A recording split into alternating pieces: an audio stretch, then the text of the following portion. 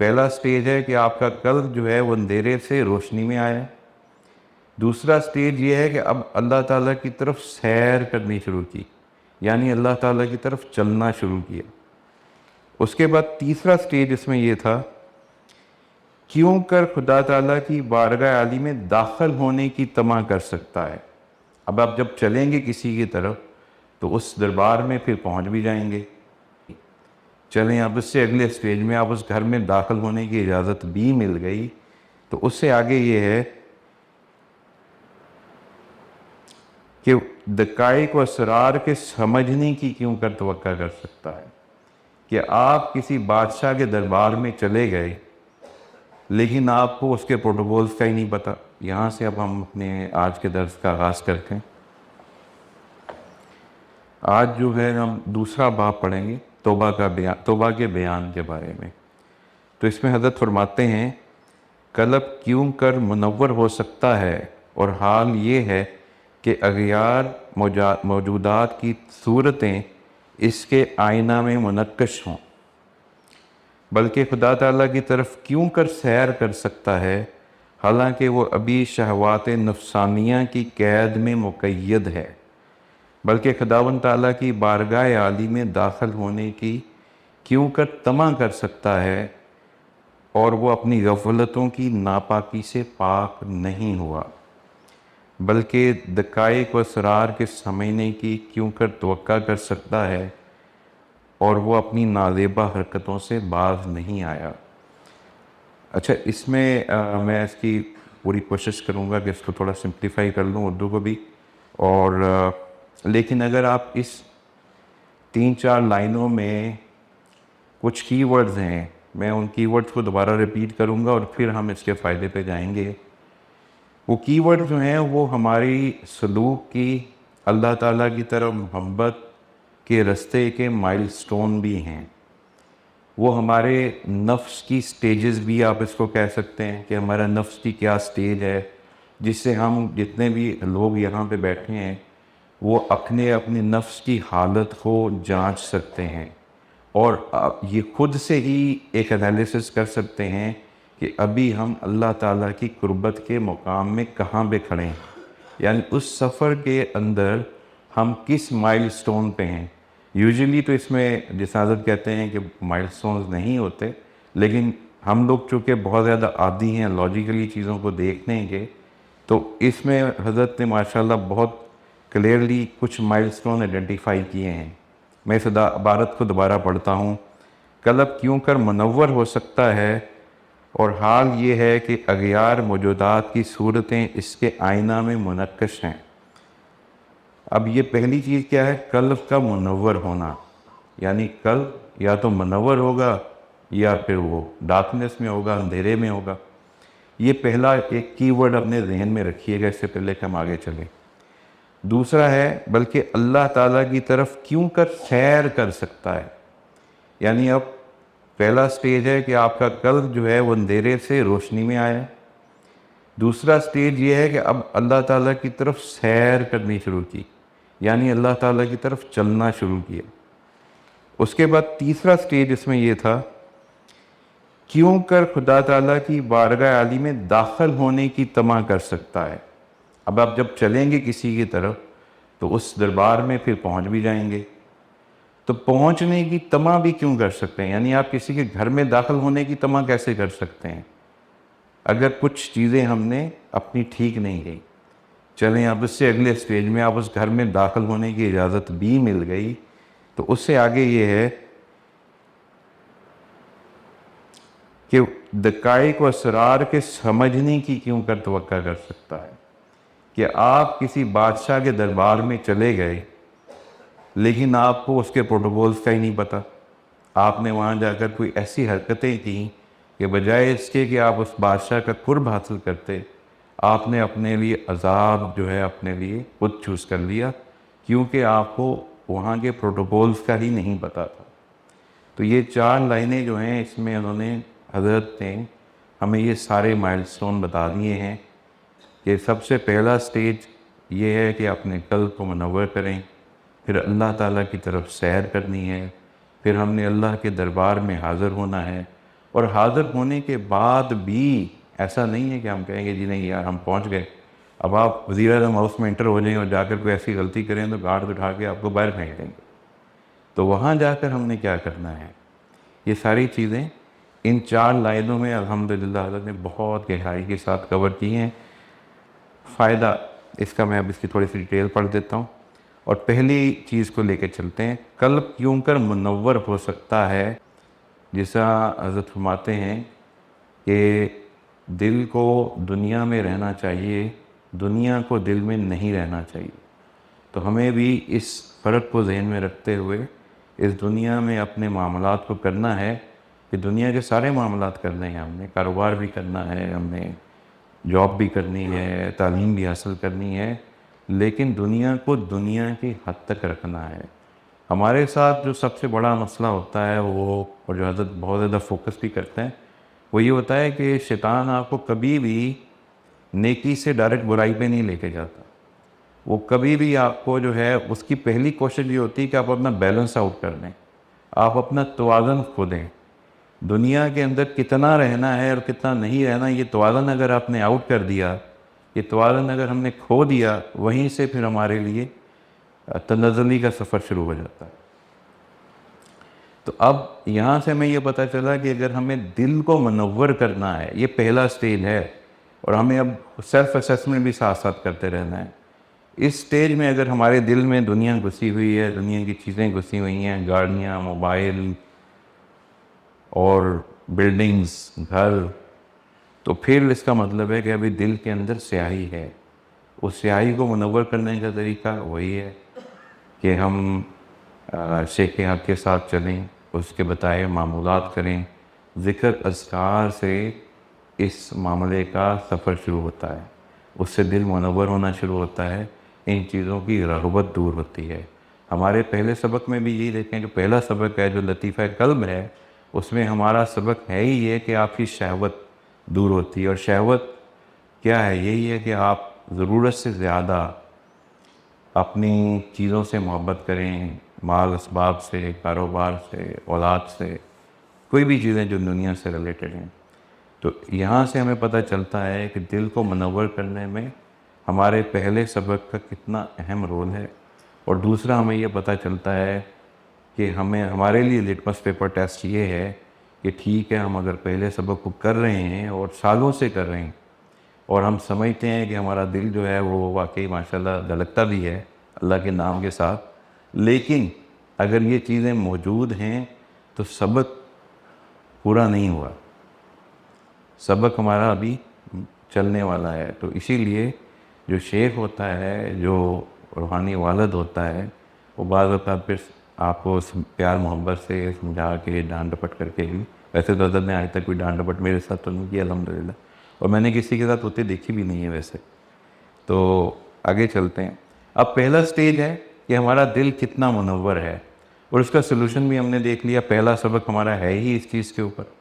اب چلتے ہیں دوسری چیز کے اوپر کہ دل کا منور ہونا شروع ہوا، اور جیسے جیسے دل منور ہونا شروع ہوگا تو ہمارا سفر اللہ تعالیٰ کی طرف شروع ہو جائے گا۔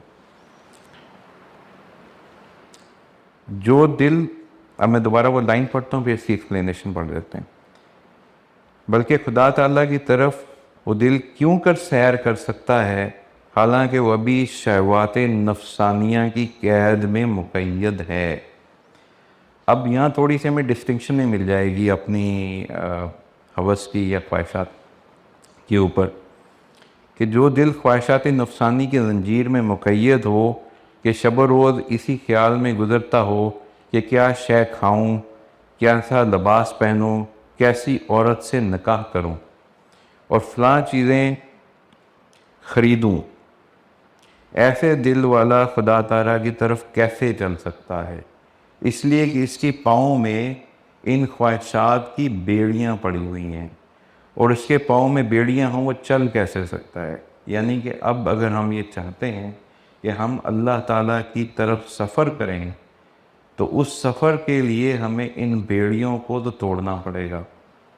اگین وہ ہماری اکیلوں کی استعداد نہیں ہوتی ہے، اور نہ ہی ہم میں وہ طاقت ہوتی ہے، تو وہاں بھی شیخ ہی ہماری رہنمائی کرتا ہے، ہماری ہیلپ کرتا ہے ان بیڑیوں سے کیسے جان چھڑائیں۔ تو پہلا ڈسٹنکشن یہ ہے کہ ہمارا دل منور ہونے کے لیے کیا چیزیں چاہیے تھیں؟ دنیا کی چیزوں سے بے رغبتی یا ان میں توازن لے کے آنا ہے۔ دوسری چیز یہ ہے کہ اب اپنی ذاتی خواہشات جو ہیں، نفسانی خواہشات ہیں، ان کے اوپر قابو پانا۔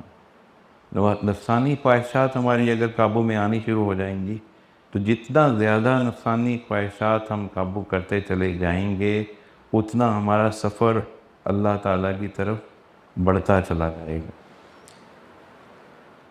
پھر فرماتے ہیں کہ خداوند تعالیٰ کی بارگاہ عالی میں حاضر ہونے کی کیوں کر طمع کر سکتا ہے اور وہ اپنی غفلتوں کی ناپاکی سے پاک نہیں ہوا۔ اب اگر بارگاہ عالی میں ہم نے داخل ہونا ہے تو اس کی ایکسپلینیشن میں حضرت فرماتے ہیں کہ جو دل غفلت کی ناپاکی سے پاک نہیں ہوا، کہ ہر وقت اس کا غفلت میں گزرتا ہے اور آخرت کو بھولا ہوا ہے، ایسا دل اللہ تعالیٰ کی بارگاہ عالی میں کیسے داخل ہو سکتا ہے اور کیسے اس پاک پروردگار کے ہاں مقبول ہو سکتا ہے؟ بس جیسے ناپاک آدمی مسجد میں داخل نہیں ہو سکتا، ایسے ہی غفلت کی ناپاکی سے جو دل ابھی تک پاک نہیں ہوا وہ اللہ تعالیٰ کی بارگاہ میں داخل نہیں ہو سکتا۔ تو ہم نے لاسٹ جو سیشن تھا اس میں وقت کے حقوق کے بارے میں بھی ڈسکشن کی تھی، جس میں ہم نے کہا تھا کہ وقت کے حق ہیں اور صوفی ابن الوقت ہوتا ہے کیونکہ وہ وقت کے حقوق کا خیال رکھتا ہے۔ تو اس 4 کریکٹرسٹکس میں ایک کریکٹرسٹک یہی تھی کہ آپ جو ہیں وہ اللہ تعالیٰ کی عبادت میں مصروف ہیں یا ان چیزوں کا خیال رکھ رہے ہیں یا غفلت میں ہیں یا معصیت میں ہیں، طاعت میں ہیں یا معصیت میں ہیں۔ تو یہ 2 چیزیں ہم نے ڈسکس کی تھیں۔ تو معصیت کے ذیل میں ہی آپ کی غفلت آتی ہے کہ اگر میں کوئی نماز کا ٹائم ہے یا کوئی نیک کام کرنے کا ٹائم ہے اور اس ٹائم میں اپنے نفس کے تحت اس کو پرفارم نہیں کر رہا تو میں نے غفلت میں وہ ٹائم گزار دیا۔ اب غفلت میں ہونے کی وجہ سے ہمیں اللہ تعالیٰ کے دربار میں حاضری نہیں مل سکتی۔ جس طرح ابھی کچھ دنوں پہلے حضرت نے بیان فرمایا تھا کہ ابرار میں اور جو زیادہ نیک لوگ ہوتے ہیں ان میں فرق یہی ہوتا ہے کہ وہ اپنے ٹائم کو صحیح استعمال کرتے ہیں، غفلت میں نہیں پڑتے، ہر وقت ان کا دل جو ہے وہ اللہ تعالیٰ سے کنیکٹڈ رہتا ہے، اس سے اللہ تعالیٰ کا استحضار رہتا ہے۔ تو اللہ تعالیٰ کا استحضار مستقل طور پر ہونا اس چیز کی بھی نشانی ہے کہ ہم اللہ تعالیٰ کے دربار میں کافی حد تک قریب پہنچ چکے ہیں، کیونکہ جیسے جیسے آپ قریب جائیں گے ویسے ویسے اللہ تعالیٰ کا استحضار بڑھتا جائے گا۔ اگر اللہ تعالیٰ کا استحضار ہی نہیں ہے تو اس کا مطلب ہے ہم اللہ تعالیٰ کے دربار سے بہت دور ہیں۔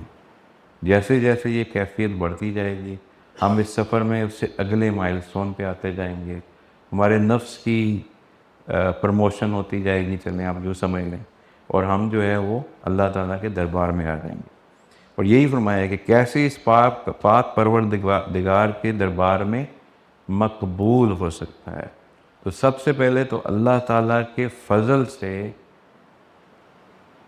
قبول ہوئے ہیں ہم سارے، اور اللہ تعالیٰ نے ہمیں اس چیز کا موقع دیا کہ چلیں ہم اس عظیم سفر پہ اللہ تعالیٰ کی محبت کے راستے پر چلیں۔ لیکن اس قبولیت سے مقبولیت تک پہنچنے کے درمیان میں جہاں پہ حضرت کا بہت سارا رول ہے وہاں پہ ہمیں بھی اپنی جو ہے نا کوششیں کرنی چاہیے، جتنی بھی ہمیں بتائی جاتی ہیں وہ ساری کی ساری کوششیں اپنی ہمت استطاعت کے مطابق کرنی چاہیے، تو وہی پھر ہم قبولیت سے مقبولیت کی طرف جائیں گے۔ جس طرح ہم نے اکثر سنا ہے اللہ تعالیٰ کے ہاں جو بندہ مقبول ہوتا ہے تو اللہ تعالیٰ حضرت جبرائیل علیہ السلام کو فرماتے ہیں کہ اعلان کر دو کہ میں اس بندے سے محبت کرتا ہوں۔ حضرت جبرائیل علیہ السلام پوری کائنات میں اس کا اعلان فرما دیتے ہیں کہ میں اللہ تعالیٰ جو ہے اس بندے سے محبت کرتے ہیں۔ تو وہ جو بندے سے محبت اللہ تعالیٰ کی ہے وہ مقبول ہونے کی نشانی ہے۔ قبول ہونے کے بعد تو سفر شروع ہوا ہے، ابھی ہم سفر کے بگننگ میں ہیں، ان بٹوین ہیں، مڈل میں ہیں، سفر بہت لمبا ہے، جس حضرت فرماتے ہیں کہ اس کی کوئی مائل سٹون نہیں ہے، لیکن کم از کم ہمیں یہ ضرور دیکھنا نہ چاہیے کہ ہم جہاں سے سفر سٹارٹ کیا تھا اس جگہ سے کہاں پہ آگے بڑھے ہیں یا نہیں بڑھے ہیں۔ تو اسی طرح سے ذکر کے حلقے ہیں، جب ہم ذکر کے حلقوں میں ہوتے ہیں تو فرشتے جو ہیں وہ آسمان تک اس ذکر کی محفل کو گھیر لیتے ہیں۔ اللہ تعالیٰ فرماتے ہیں، یہ ہم نے سب نے حدیث سنی ہوئی ہے، میں اس کو کوئکلی اور شارٹ کر کے بتا رہا ہوں۔ تو اللہ تعالیٰ اعلان فرما دیتے ہیں کہ ان سب کو بخشش کی جو ہے وہ نوید سنا دے، خوشخبری سنا دے۔ یہ مقبولیت کی نشانی ہے، اور ہم اکثر یہ پوچھتے ہیں کہ ہمیں ذکر کے حلقے میں جانے کی کیا ضرورت ہے، ہمیں ذکر کی گیدرنگ میں جانے کا کیا فائدہ ہے، ہمیں مل کے بیٹھ کے ذکر کرنے میں کیا فائدہ ہے۔ ہمیں تو یہ ہونا چاہیے کہ گھر میں بھی کوشش کریں، ایک ٹائم رکھ لیں فیملی کا، اور مل کے جو ہے وہ اپنا مراقبہ کریں، ذکر اذکار کریں۔ تو ظاہر ہے جب مل کے کریں گے تو اللہ تعالیٰ کی توجہات زیادہ ہوں گی، اللہ تعالیٰ کے انوارات مل کے زیادہ آئیں گے۔